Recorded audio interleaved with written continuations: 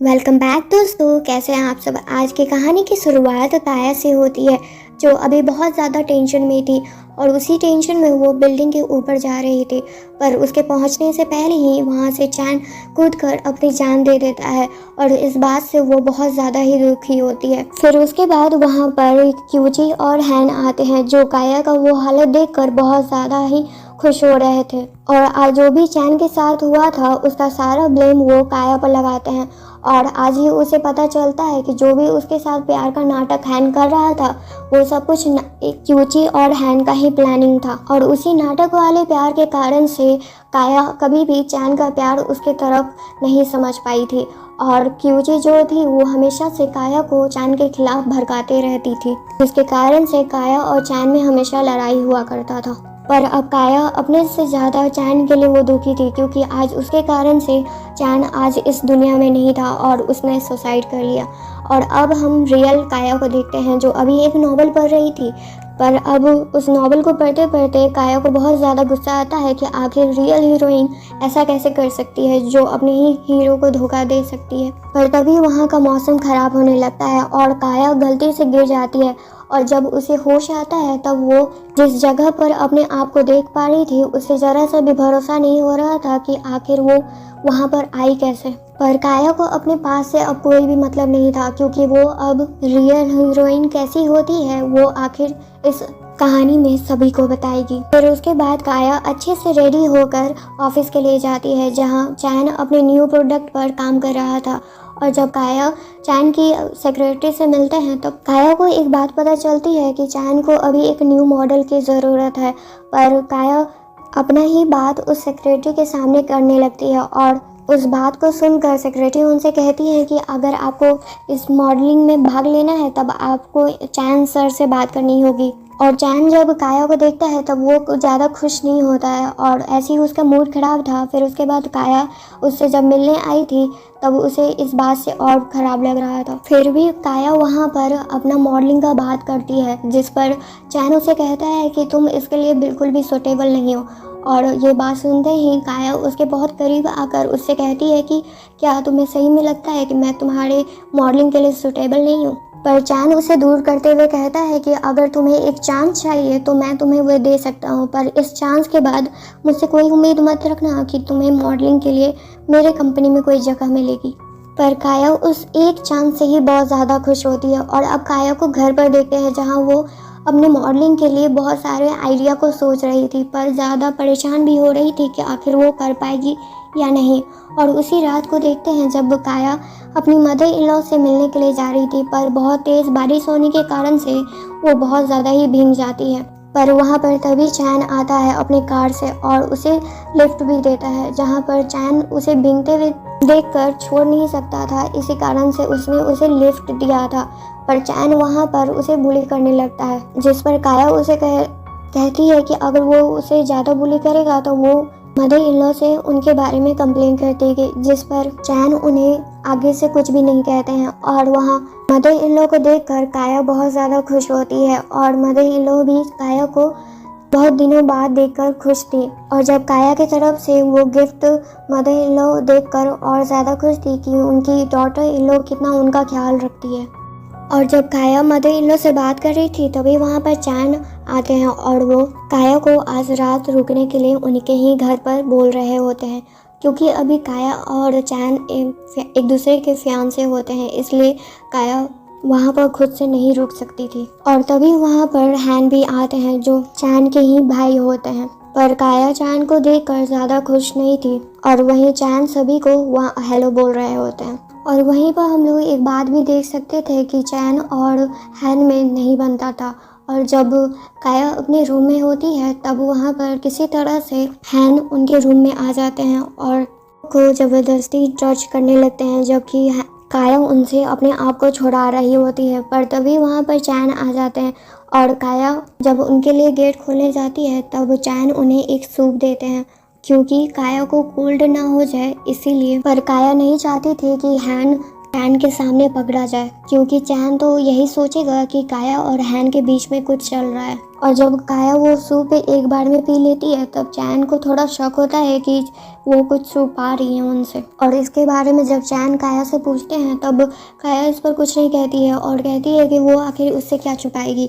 पर इसी बीच में जब काया गिरने वाली थी और चैन उन्हें पकड़ लेते हैं और उसी में उन दोनों में किस हो जाता है और इसी वजह से चैन वहाँ से चले जाते हैं। पर उतने देर में हैन भी अपना रास्ता देखकर वहाँ से चुपके से निकल चुके थे।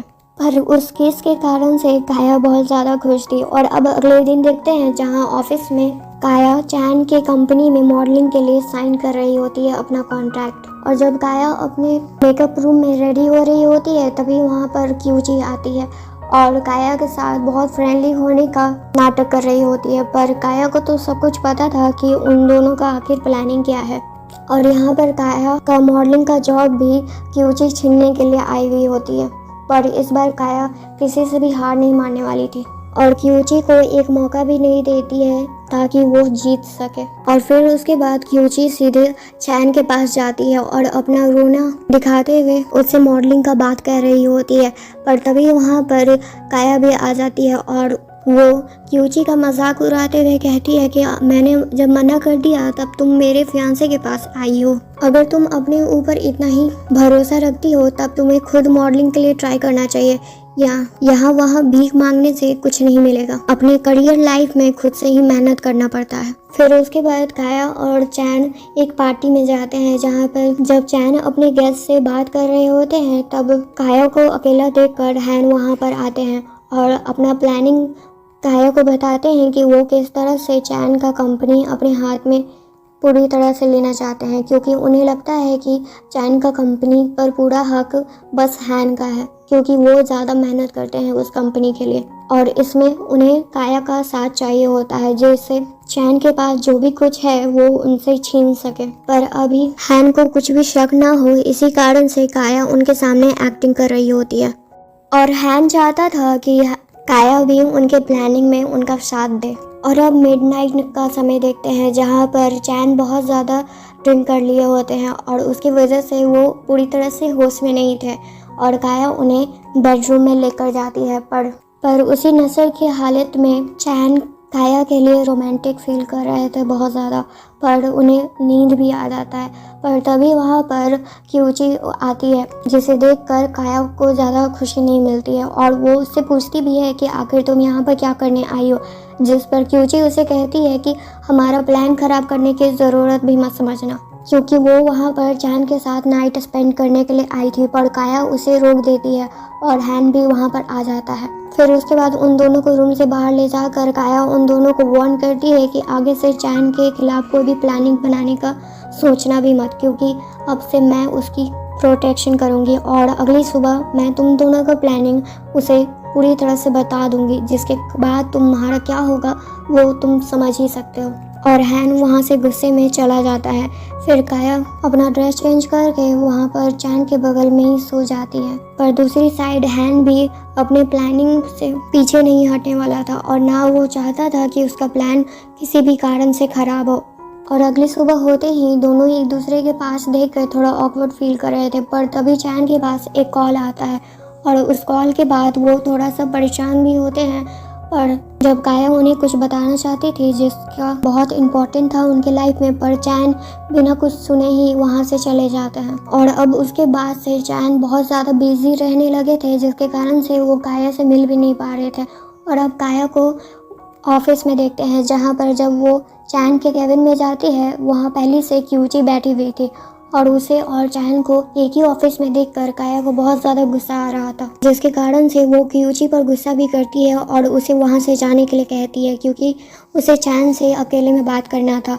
और अब क्यूची के जाने के बाद काया के दिमाग में बहुत सारी गलत बातें आ रही थी कि उसे लग रहा था कि चैन और क्यूची एक साथ अब रहना चाहते हैं। और वहीं पर चैन काया को शांत रहने के लिए कह रहा होता है और उससे कहता है कि क्यूची और उसके बीच में कुछ भी नहीं है। पर अब काया को ज़रा सा भी भरोसा नहीं हो रहा था। और जब वो उसे कुछ बताने ही वाली थी पर उसे पहले ही चैन उससे कहता है कि जिसने मेरे हाई स्कूल में मेरी जान बचाई थी वो कोई और नहीं बल्कि क्यूची है। और ये बात सुनकर काया को तो और हंसी आ रहा था कि कितना बड़ा बेवकूफ़ इंसान है।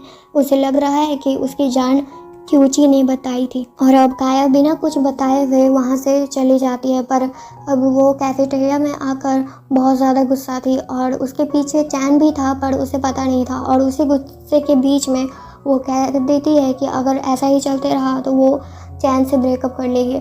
और ये आधी बात सुनकर चैन को लगता है कि काया उसके साथ नहीं रहना चाहती है। और जब काया अपने घर पर पहुंचती है तभी उसके पास चैन का मैसेज आ जाता है कि वो उससे ब्रेकअप करना चाहता है और वो चाहता है कि अब वो अकेले ही रहे। जो मैसेज देखकर अब काया तो बहुत ज़्यादा गुस्से में थी। और अब अगली सुबह देखते हैं जहाँ पर उस ब्रेकअप के कारण से काया का हालत कुछ ठीक नहीं था। इन दोनों को कुछ पता नहीं था कि ये दोनों एक दूसरे से कितना प्यार करते हैं। बस कुछ गलतफहमी के कारण से इन दोनों ने ब्रेकअप कर लिया एक दूसरे से। पर अब काया को किसी से भी कोई भी मतलब नहीं था और वो आज क्यूची से मिलने वाली थी, जहाँ पर क्यूची को कुछ नहीं पता था कि उसका सारा बात काया रिकॉर्ड कर रही है। पर क्यूची वहाँ पर अपने आप को ज़्यादा ओवर स्मार्ट समझते हुए काया को सब कुछ बता देती है कि उसने चैन के सामने नाटक किया है कि उसने ही उसकी जान बचाई थी हाई स्कूल में। पर जब क्यूची को ये बात पता चलती है कि उस चैन की असल में जान बचाई किसने थी, जो लड़की उसके सामने बैठी हुई है उसने, यानी काया ने। और ये बात को जानकर क्यूची को और ज़्यादा गुस्सा आ रहा था और उसी गुस्से में वो वहाँ से जा रही थी, पर गलती से उसका पैर फिसलने के कारण से वो पानी में गिर जाती है और उसे तैरना भी नहीं आता था। फिर उसके बाद वहाँ पर काया ही उसकी जान बचाती है। पर तभी चैन भी आ चुका था और ये सब होते हुए उसने सब कुछ देख लिया था।